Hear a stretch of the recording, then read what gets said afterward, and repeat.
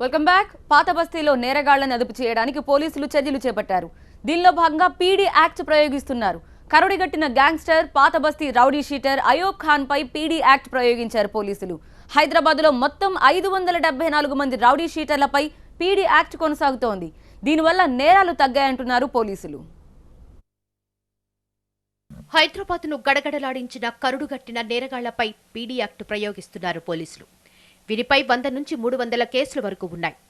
హత్యలు, బెదిరింపులు, భూకబ్జాలు, స్నాచింగ్లు, రేపులు ఇలా వీరు చెయ్యని నేరం లేదు. కొన్ని కేసుల్లో అరెస్ట్ చేసినా బెయిల్ మీద బయటకొచ్చి తిరిగి నేరాలు చేస్తున్నారు. ఇలాంటి వారిని కట్టడి చేయడానికి పోలీసులు అమల్లోకి తెచ్చిన పీడీ యాక్ట్ సత్ఫలితాలనిస్తోంది.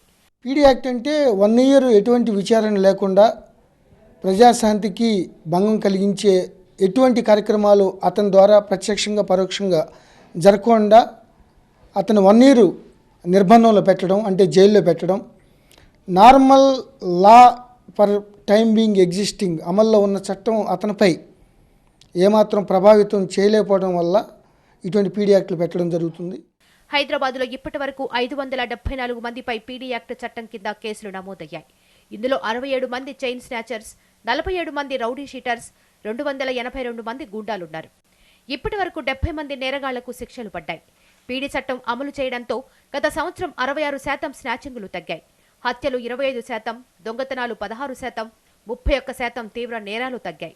2014లో నమోదైన కేసుల్లో 24% మందికి మాత్రమే శిక్షలు పడ్డాయి. 2016లో 36% మందికి శిక్షలు పడ్డాయి.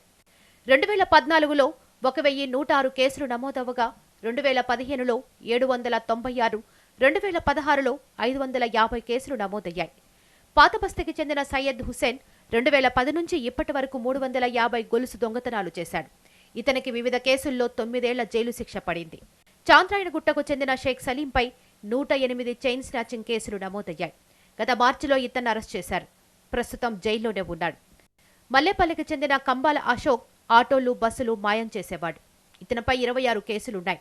ప్రస్తుతం జైల్లోనే ఉన్నాడు. కరుడుగట్టిన నేరగాడు అయూబ్ ఖాన్ పై అనేక హత్య కేసులు, హత్యాయత్నం కేసులున్నాయి. అందరూ చూస్తుండగానే నడి రోడ్డుపై హత్యలు చేశాడు. ఇతనిపై ఉన్న కేసుల్లో 20 తప్ప మిగతా కేసుల్లో సాక్ష్యాలు లేవని కొట్టేశారు. అయూబ్ ఆస్తి 100 కోట్లపైనే ఉంటుందని పోలీసులు విచారణలో తేల్చారు. దుబాయ్ నుంచి హైదరాబాద్కు తెచ్చిన దొంగ బంగారంతో 3 జ్యువెలరీ షాపుల్నే నడిపినట్లు పోలీసులు గుర్తించారు. 16వ ఏట నుంచే అయూబ్ నేర చరిత్ర మొదలయ్యింది. మైనర్గానే పలు హత్య కేసుల్లో నిందితుడిగా ఉన్నాడు.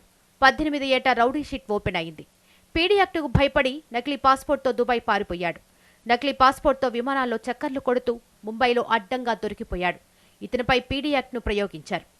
ఇప్పటికే ఇతను కస్టడీలో తీసుకున్నప్పుడు సుమారు 12 మంది అతనితో ప్రత్యక్షంగా పరోక్షంగా సంబంధాలు ఉన్నాయి. కొంత బంధుత్వం ఉంది. కొన్ని కేసుల్లో, మర్డర్ కేసుల్లో కూడా కో-ఎక్యూజ్డ్ కింద ఉన్నారు. ఇప్పటికే 4 పీడీ యాక్ట్లో పంపించడం జరిగింది. ఒక అతను అష్ఫాక్ అహ్మద్ అని గుజరాత్ పారిపోయాడు. మీరు చెప్పినట్లు ఈ అనుచరుల మీద కూడా ఈ ప్రధానమైన నోటోరియస్ యంగ్ అండ్ ఎనర్జెటిక్ వాళ్ళని కూడా పీడీ యాక్ట్ పెట్టడానికి తీవ్ర కసరత్తు జరుగుతుంది. ఆపోజిట్ కైసర్ గ్యాంగ్ అనుచరుల మీద కూడా ఇప్పటికే కైసర్ వాళ్ళ మెయిన్ ప్రధాన అనుచరులందరినీ పెట్టడం జరిగింది. ఒకరిద్దరు మిగిలి ఉంటే రౌడీజం ఏ రూపంలో ఉన్నా, ఎటువంటి ఫామ్లో ఉన్నా కూడా సామాన్యమైన ప్రజలను ఇబ్బంది పెట్టే విధంగా, ప్రజాశాంతికి భంగం కలిగించే విధంగా ఉంటే మాత్రం కోకటి వేళ్లతో రూపుమాపాలనే, పెలిగించాలనే మేము కృత నిశ్చయంతో ఉన్నాం. హైదరాబాద్ బ్రాండ్ ఇమేజ్కు ఎలాంటి ఇబ్బంది కలగకుండా చర్యలు తీసుకుంటున్నామంటున్నారు పోలీసులు. నేరం చెయ్యాలంటే భయపడే విధంగా చేస్తున్నామంటున్నారు.